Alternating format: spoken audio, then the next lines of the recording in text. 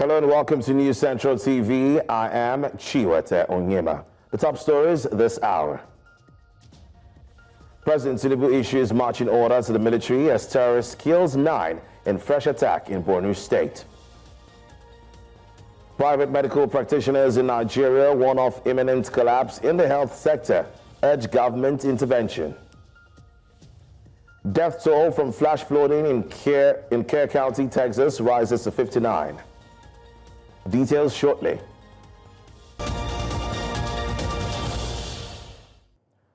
We begin the news with security matters as President Bola Ahmed Tinubu has issued marching orders to the military to confront Boko Haram terrorists, bandits, separatists, and other criminal gangs threatening the peace and sovereignty of the nation.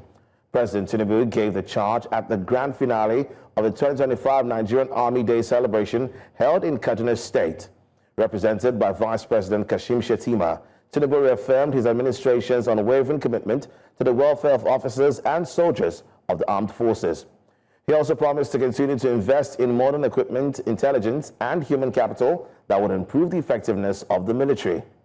Tinubu reminded the officers and men to discharge their duties with a high sense of professionalism, courage, discipline, and honor, guided by the nation's constitution and international best practices. 9 people have been killed in an attack on Malam Faturi in the Abadam local government area of Borno State. The attack also left 4 others injured in the attack on the border community, 272 kilometers from Maiduguri. In a press statement from the Borno State government, the governor, Babagana Zulum, condoled with the families of the victims of the attack, making cash donations to them.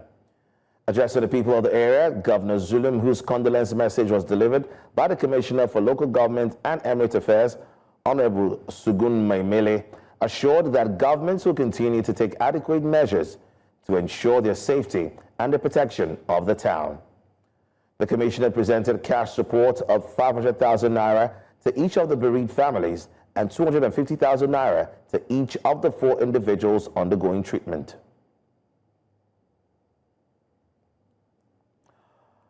For more insights on combating insecurity in the country, a counterterrorism consultant, Salahuddin Hashim, joins me now virtually.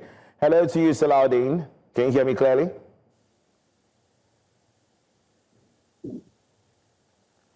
Salahuddin, can you hear me? All right, moving on. A tragic head-on collision occurred on Sunday on the Zaria-Kano expressway, claiming 21 lives and injuring 3 others. According to the Federal Road Safety Corps, the crash happened around 8:20 a.m. at Kasuwar Dogo Dakatsale, involving a heavy-duty DAF truck and a commercial Toyota Hiace passenger bus. Preliminary investigations revealed the accident was caused by a route violation when the bus driver drove against traffic, resulting in the fatal collision. Of the 24 people involved, 21 comprising of 19 men and 2 women died, while 3 survived with injuries. The bodies have been taken to the Nasarawa Hospital in Kano. Rescue teams swiftly cleared the scene, restoring traffic. The FRSC continues a full investigation and extends condolences to the victims' families.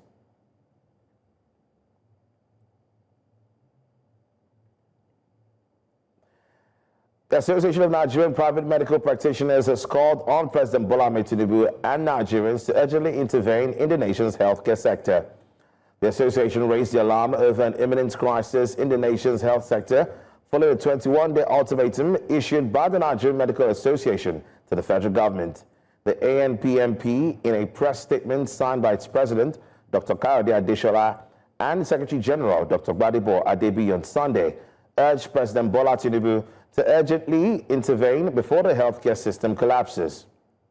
The NMA had, on July 2, issued an ultimatum in protest against the circular from the National Salaries, Incomes and Wages Commission on revised allowances for medical and dental officers in the federal public service, which the doctors say violates prior agreements. The ANPMP, a constituent of the NMA, expressed full support for the ultimatum, warning that the current situation, if ignored, could plunge both public and private healthcare into a deeper crisis. Still on the medical sector, the Nigerian Medical Association has raised concern over the federal government's plan to deploy doctors and healthcare workers to St. Lucia and other Caribbean nations under a new technical manpower assistance agreement. In a statement signed by Secretary General Dr. Benjamin Egbo, the NMA described the move as a deeply troubling contradiction, citing poor conditions faced by doctors within Nigeria. While St. Lucia pays its top doctors 131.7 million naira annually, Nigerian doctors posted there under the TMA receive 40.8 million naira compared to just 11.9 million naira for those working at home. The protest comes amid growing dissatisfaction in the sector. The Lagos State branch of the NMA also rejected the federal government's proposed salary structure, calling it an unjust and a threat to the nation's already fragile healthcare system. Dr. Isa Tosin joins me live to discuss the challenges in the health sector. Dr. Isa is a family physician and the convener of our Friend Health Foundation. Dr. Isa, you're welcome. Thank you so much for joining us.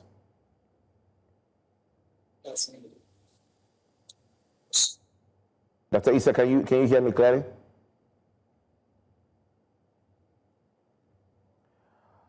All right, away from that, President Tinubu is attending the 2025 BRICS Summit, a gathering of the world's major emerging economies. His presence marks a strategic move to strengthen Nigeria's voice in global economic and diplomatic conversations.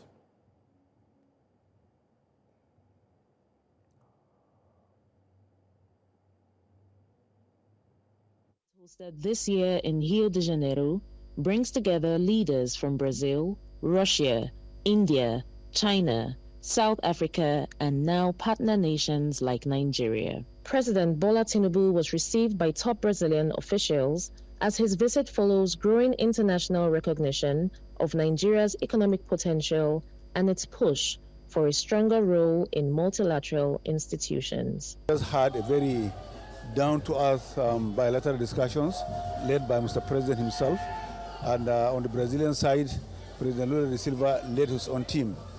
From the presentation of President, I had him mention part of the reforms embarked upon by Mr. President Bola Tinubu has been that of the creation of the Ministry of Livestock at the federal level, and he kept on emphasizing that Nigerian livestock need the kind of transformation the Brazilian sector has underwent over the years.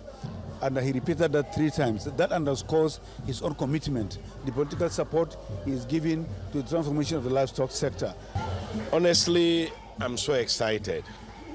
And both President Lula and President Tinubu hit it on the head. The South-South collaboration and the BRICS collaboration will bring so much to Nigeria in terms of exchanges in air transportation, shipping, trade, investment, and also mining and agriculture. The summit, high-level discussions on global trade reforms, South-South cooperation, climate financing, and the proposed BRICS currency initiative are expected, as well as the formation of new bilateral relations and ties.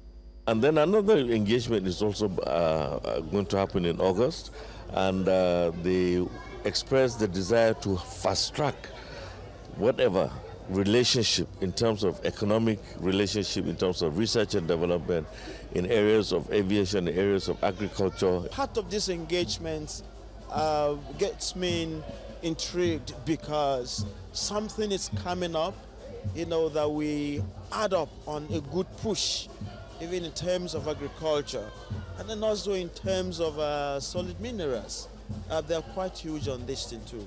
President Tinubu's visit to Brazil is expected to last 3 days, with Nigerians watching closely for any agreements or declarations that may reshape its foreign policy and economic direction.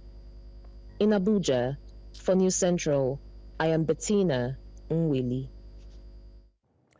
Earlier, we told you that President Bola Tinubu has urged Nigerian Army to do better when it comes to insecurity issues in Nigeria. Now, Our correspondent, Chizoba Anyowe, was live at the Army Day celebration, and she gives us more details on this. The tradition started in 1863 and here gathered for the 162nd Nigerian Army Day celebration are top Nigerian government officials, former head of state Yakubu Gowon, state governors, service chiefs, and other very senior Nigerian Army officials, captains of industry, media executives, as well as wives and family members of the Nigerian Army personnel. President Bola Tinubu, represented here by his vice, Kashim Shettima, said he will leave no stone unturned in improving the nation's security architecture. To the officers and soldiers of the Nigerian Army, I say this with clarity. The time to rise is now. You have my full authorization and the trust of the Nigerian people to confront and defeat those who seek to undermine our nation. You have my confidence, my support, and my prayers. And I know that you have the resolve to prevail. He is optimistic that with the strides of the nation's army, more will be achieved if round pegs are put in round holes. You cannot build a great army without building strong soldiers. Their welfare, morale, equipment, and sense of purpose are not afterthoughts. They are the bedrock of national security. I commend your commitment to placing the soldier in the center of reform, and I assure you that this administration stands firmly with you on that path. Nigeria's Chief of Army Staff, Lieutenant General Olufemi Oluyede, while commending the troops for their achievements so far, said the Nigerian Army will not relent in improving on its mandate. My dear soldiers, the pillars that uphold the strength of the Nigerian Army, I thank you all and assure you that our collective sacrifice will never be in vain. I use this medium to assure you all that the Nigerian Army of today has been infused with modern and state-of-the-art equipment, platforms, and capabilities to confront as well as deter any threat to the country. Here are some of the sights and sounds that climaxed the events at the grand finale.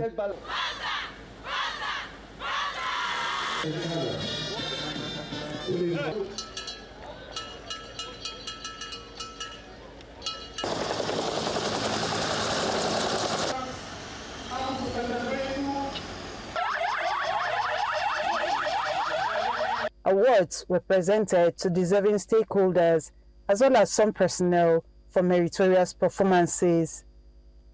With the event done and dusted, Nigerians will expect to look forward to a more motivated army, providing greater territorial security for the nation. In Kaduna State for News Central, Chizoba Anyowe. For more insights on combating insecurity in the country, a counterterrorism consultant, Dr. Salahuddin Hashim, joins me virtually. Hello, Dr. Hashim. Can you hear me clearly? Can you hear me?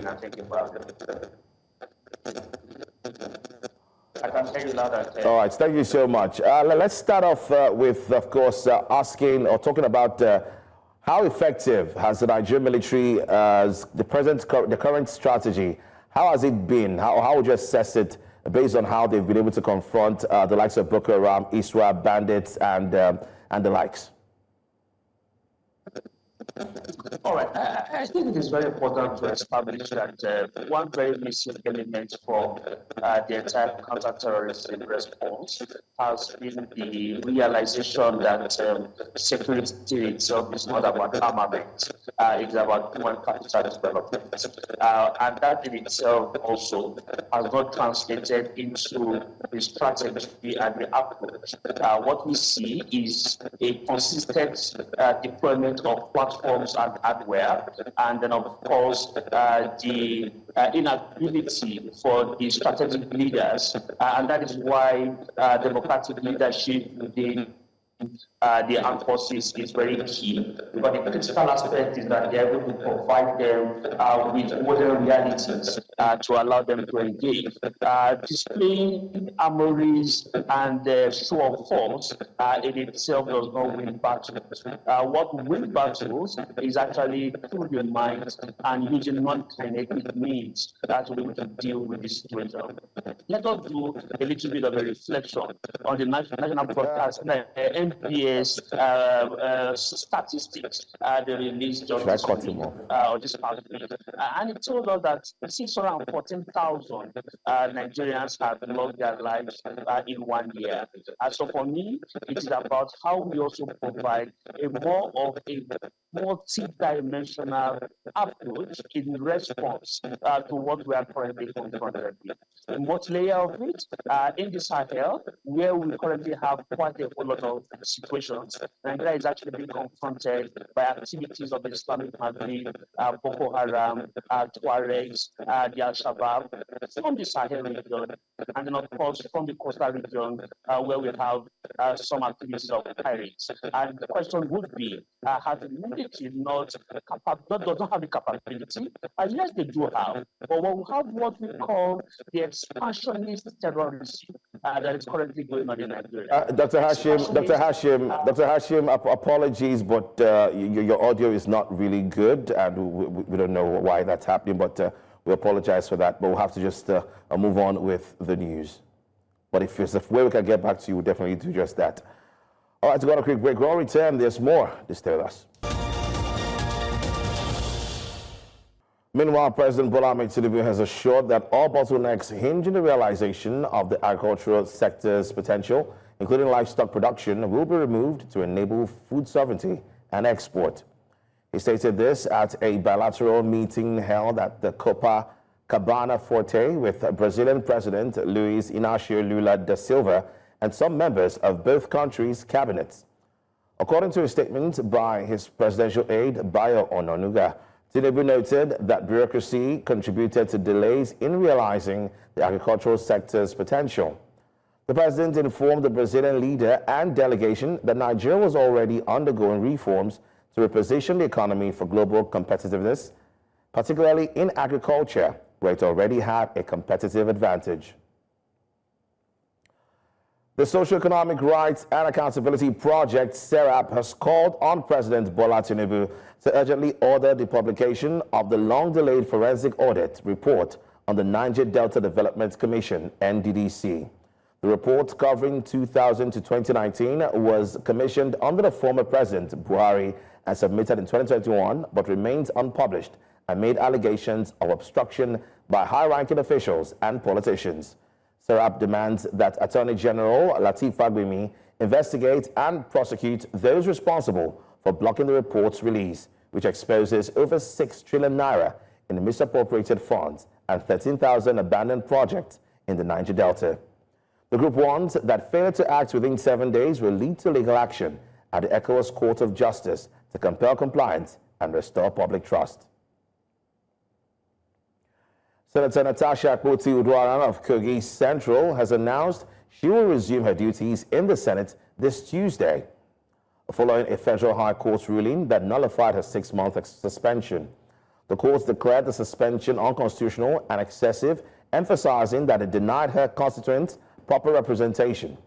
In a video message to supporters, Akpoti-Uduaghan expressed gratitude and confirmed her return to the Senate by the grace of God.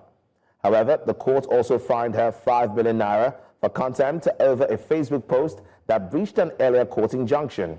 Meanwhile, the Senate has yet to receive the official court judgment and stated it will consider her reinstatement only after she complies with the court's directives, including issuing a public apology. The suspension stemmed from a dispute involving allegations of sexual harassment against Senate President Godswill Akpabio. The Senate's Committee on Constitutional Review on Saturday received varying requests for the creation of additional states in the southeast geopolitical zone of Nigeria to guarantee equity and fairness. Stakeholders representing various interests at the Constitutional Review hearing in Enugu, such as Nyanwodo from Enugu State and Sam Nwakire from Abia State, stated the viability of their proposals and argued why there has to be an additional state in the zone from their own ends. A total of 4 different states of Aba, Adada, Anim, and Anioma State were suggested for creation. Senate Committee Chairman Onyekachi Onwaboy led the committee on the review hearing in Enugu State. At the South-South Zone, the Senate Committee on Constitutional Review held a public hearing reviewing over 50 proposed amendments to the 1999 Constitution. Stakeholders, including civil society groups, traditional rulers, and advocacy organizations, gathered in Ikotekpene to push for reforms aimed at building a more inclusive and representative nation. Top issues raised include demands for 6 new states and 3 additional local government areas, support for the reserved seats for women bill, and strong opposition to removing labor from the exclusive legislative list.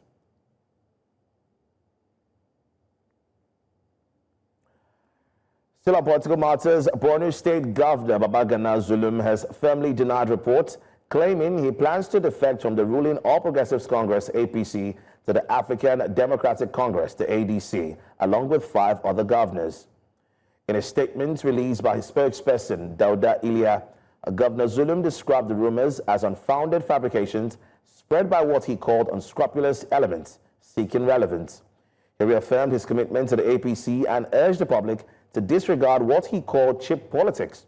Governor Zulum emphasized that his administration remains focused on the critical task of rebuilding and developing Borno State, and he called on media outlets and the public to verify news through credible official sources, not rumor and disinformation.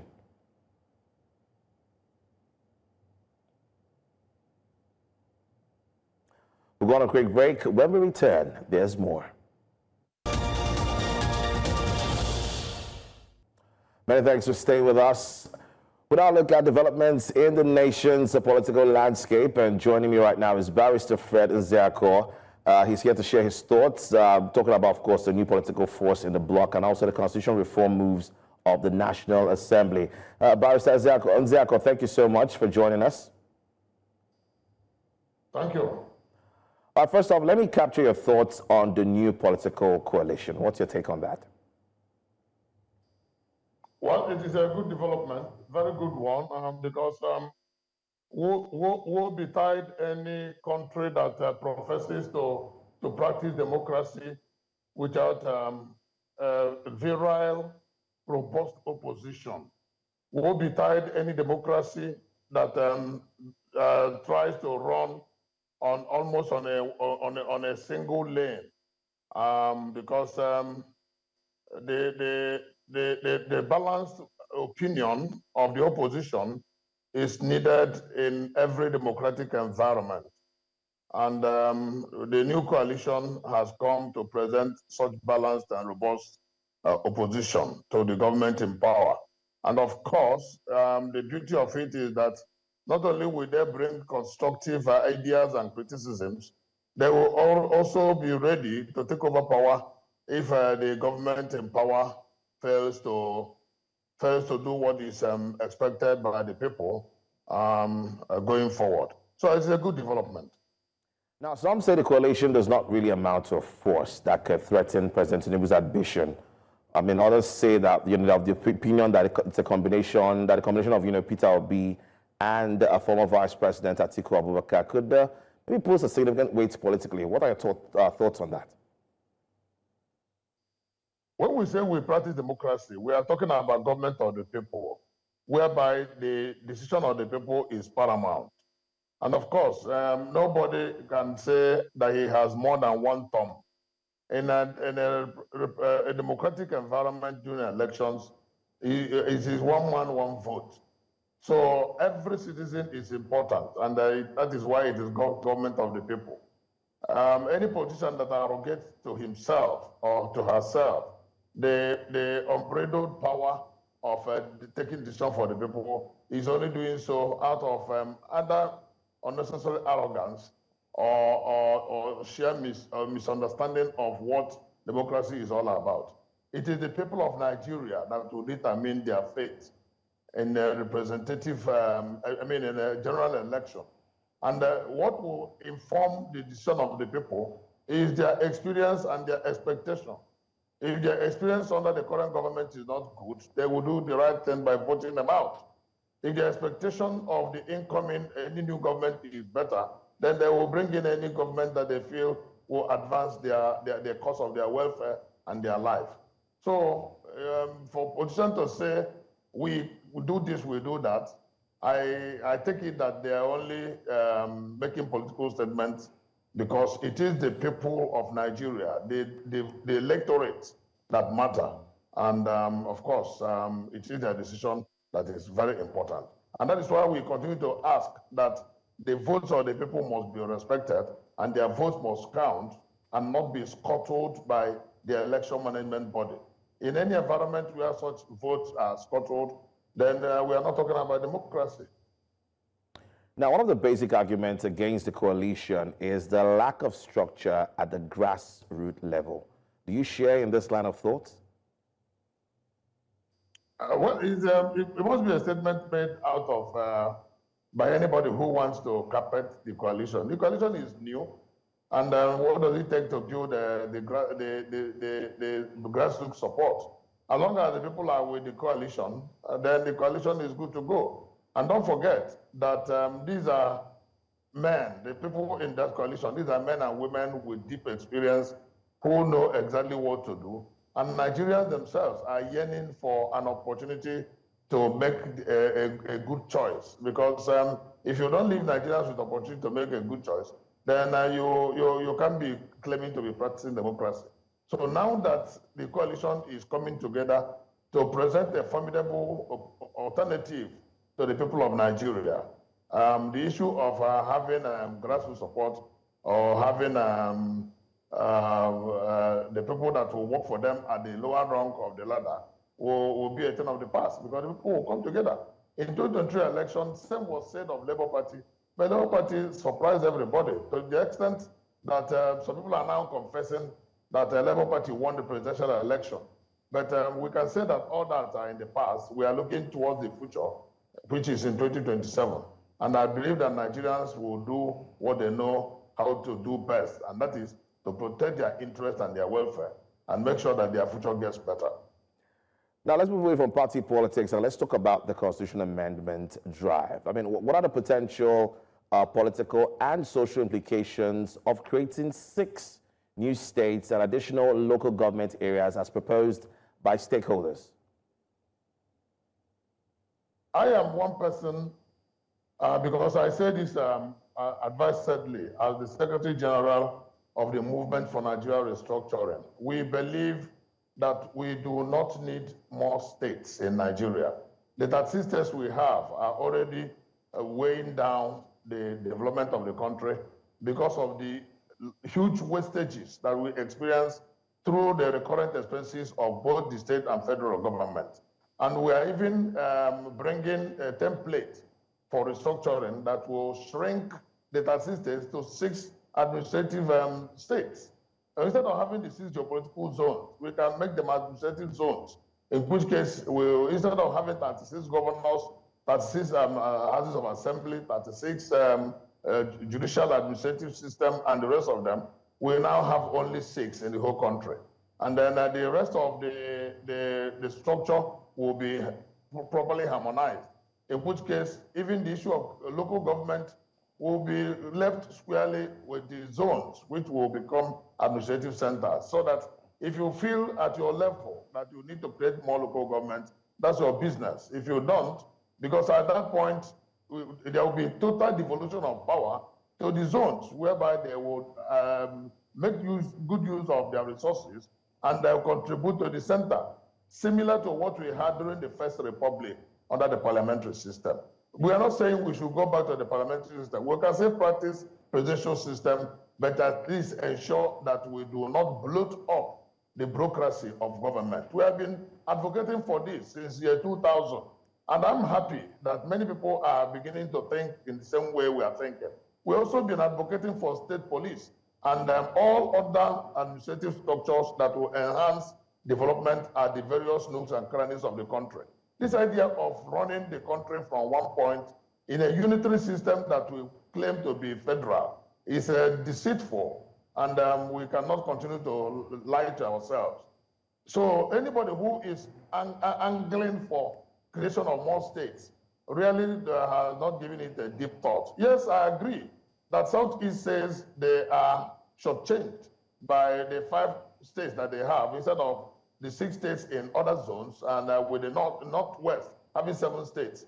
But if we shrink all these states, I can tell you that you'll find out that many more people will no longer want to create more states. This agitation for creation is because every money is gathered at the center and they go to collect the money under the Federal Allocation Account Committee. In which case, a state like Kano that has 44 local governments, you begin to ask, what are they contributing to the center that they are taking money to 44 local governments and they take to the state as well? And that has been the challenge. When Lagos tried to create extra local government, it was declared inchoate. And today, it is not drawing money from federation account. I think we need to sit down and look robustly at the structure of the country, get it restructured so that it will run productively, and not this whole agitation about state and local government creation, which will continue to impoverish the people and then pauperize the economy and not allow Nigeria to grow the way it should. So I do not support such call for creation of extra states or extra local governments. Now, you mentioned the state police, which takes me to my very next question. Now, in what ways could establishment of a state police, as demanded by some of the zones, influence security and governance at the local level? Most crimes are local, just like you said, politics is local. Most crimes are local. Of course, and that is why even at the level of lawmaking process, you have federal laws and state laws. You have federal offenses and state offenses. It is, from experience, has been found to be difficult for one man to command the entire police structure from Abuja, whereby the police that you post to every environment would first and foremost learn the environment before even deploying his craft of policing towards securing the environment. And that is why, even from the current experiment, what has been helping Nigerian police are the vigilantes, which is akin to state policing structure, but not giving the name police. They give them all manner of names. Some call them vigilantes, some call them neighborhood watch, some call them Amoteku, some call them all manner of names, joint task force and all that. But all they are doing is things that are akin to what the police are doing at the federal level and in any country. So what is left is to give it the proper nomenclature so that they will be well equipped and well kitted to tackle crime and criminality and secure the lives and property of the people, which of course is the very basic essence of government. So when we have admitted and agreed that commanding the entire country from one source is not good enough, then there's nothing wrong with having state police and, if possible, having local government police. We practice American precision system of government, but we are not taking the juice of that system, where you have county police, state and local police structure that enhances the security of the life and properties of the people. We draw money from state funding and say it is security vote by the governors that they really don't give account for. So by the time we have policing at the state level, then that money will now not only be well accounted for, but will be utilized properly for the security and lives of the people. There is no gainsaying that there's no argument about issue of state police. Those who kick against it are only afraid that the governors will use state police to witch hunt their opponents. But policing is not only about politicians. Policing is about the lives and properties of the people. Majority of the people in every state are not politicians, and they need to be protected. So that argument falls flat in the face of the realities on ground. So I belong to that school of thought that have been agitating for establishment of state police in all ramifications. All right, how can the constitution review process ensure that reforms, lead to a more inclusive and representative governance structure, rather than deepen regional or ethnic divisions? What is important in the process is not to look at the constitutional review with a mindset of benefit towards a particular political party or benefit towards a particular individual or a group of individuals, when the process is aimed at making the country a lot better, then the process will be welcome. And that is why when we talk about the local government autonomy, since 2003, all constitutional experiments have always been talking about local government autonomy. But when it comes to the concurrent input of the state legislature, it falls flat because the governors at various states use their influence to frustrate the autonomy of local government, which is political, economic, and financial autonomy. Now, the Supreme Court has given a verdict on economic, financial autonomy, but it still be scuttled by the governors through political manipulations and appointment of those who become the chairman of local government. And that is why there's no local government election at the state levels that is credible. So if you want any constitutional review, it has to be the one that will further the development of the country and not the one that will further the interests of politicians. All right, thank you so much, Barrister Zaria-Kano, for that. I hope you join us again for conversations like this. Many thanks. All right, moving on, the Minister of the Federal Capital Territory, Nyesom Wike, says over 700 million naira has been generated within 3 weeks from the newly renovated Bola Tinubu International Conference Center compared to the previous annual remittance of 50 million naira to the federal government. Wike made the disclosure during a special Thanksgiving service to mark the completion of FCT projects, accusing a former government beneficiary from Adamawa of underpaying the federal government. Our correspondent, Idong Joseph, reports. It was a special Thanksgiving church service celebrating the commissioning of FCT projects across 16 days as part of activities to mark the second anniversary of President Bola Tinubu's administration. Like Mephibosheth in our story, God will turn your crippled situation to a song of joy. And this time, in our FCT, our crippled situation has been turned to a song of joy. President of Nigeria went to village, went to rural area to go and commission project. Beyond hymns, prayers and songs, the tone shifted when the FCT minister mounted the podium, taking aim at members of the recently announced political coalition, whom he accused of betraying public trust. How can Nigeria not be angry with you? Today, in 1999, you are in this party. In 2006, you are another party. In 2014, you moved to another party. In 2019, you came back to another party. That 2025, you are moving to another party. To rescue who?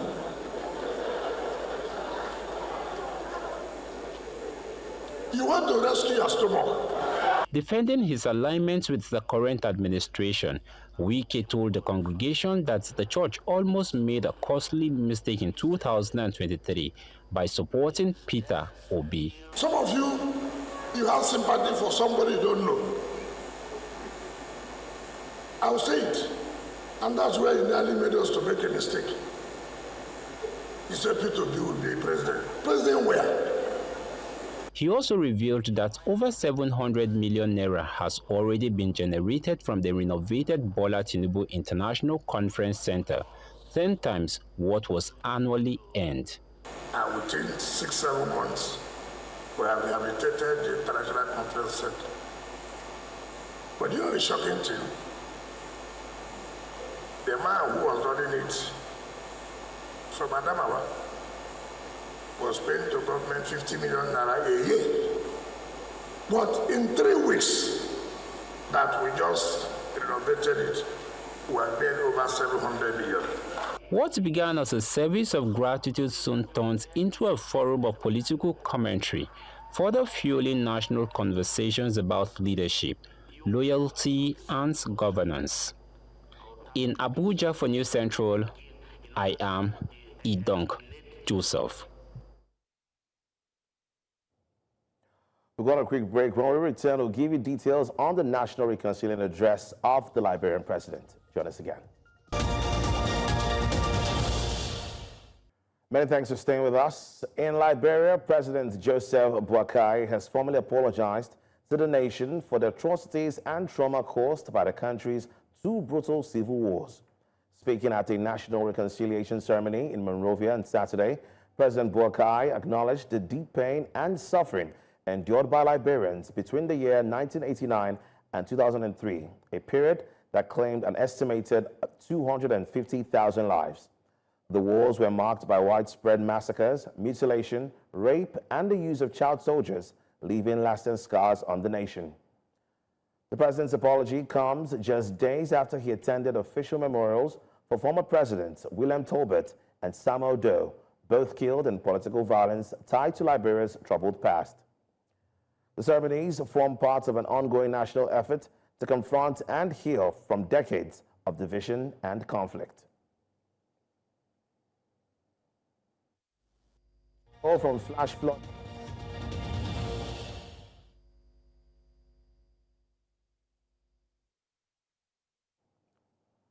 The death toll from flash flooding in Kerr County, Texas, has risen to 59, including 38 adults and 21 children. This is according to Sheriff Larry Lather, who disclosed that identification is still pending for 18 adults and 4 children. Rescuers continue their search for missing people, including 11 campers and 1 counselor from Camp Mystique, a summer camp located by the Guadalupe River. The floods were caused by torrential rains that caused the river to rise rapidly, leading to widespread devastation. Search and rescue efforts remain ongoing as authorities work to locate survivors and recover victims from the disaster.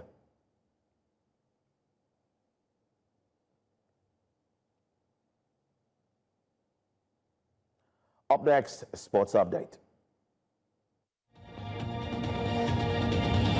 In sports, the Athletics Federation of Nigeria, AFN, has distanced itself from Imabongin Silko's 2-year ban for failing to file whereabouts information 3 times within 12 months, a violation of World Athletics anti-doping rules. The AFN clarified that filing whereabouts is solely the athlete's responsibility and it is not within the Federation's duties to monitor or enforce it. Despite repeated reminders from both the AFN and the Nigeria's anti-doping committee, Uko allegedly failed to comply.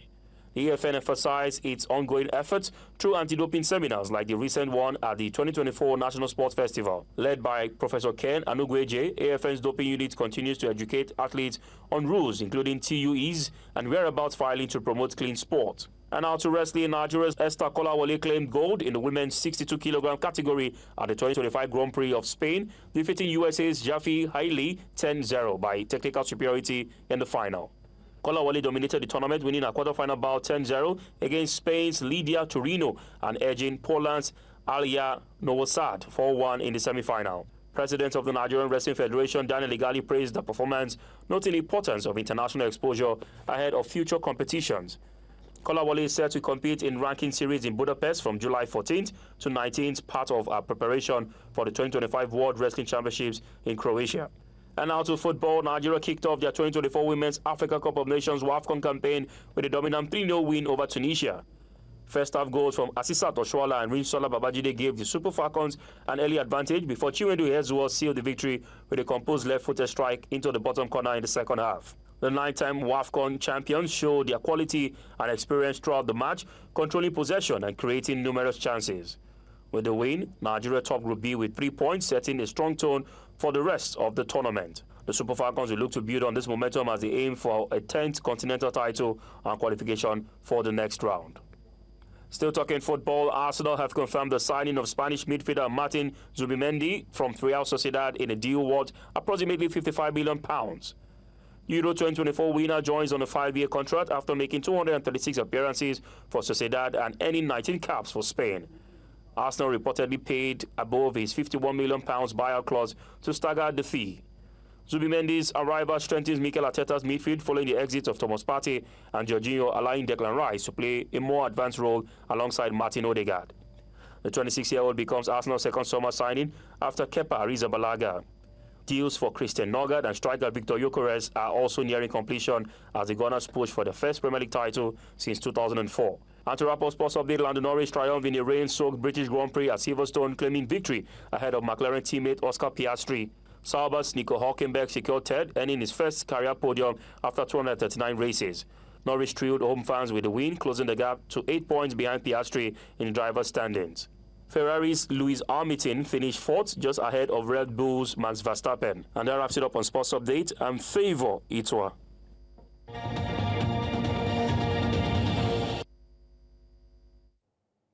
And that's all at this hour, but before we go, let's take another look at some of the major stories. Private medical practitioners in Nigeria, warn of imminent collapse in the health sector, urge government intervention. President Tinubu issues marching order to military as terrorist kills 9 in fresh attack in Borno State. We also told you about the death toll from flash flooding in Kerr County, Texas, which has now risen to 71. Remember, you may send your eyewitness report to the WhatsApp number on your screen. Do also follow us on all our social media platforms. We are at News Central TV. You're going to watch News Central live on DSTV, channel 422, GoTV, channel 23, Star Times, channel 274, Avo TV, and YouTube. Many thanks for watching. I am Chiwete Onyema.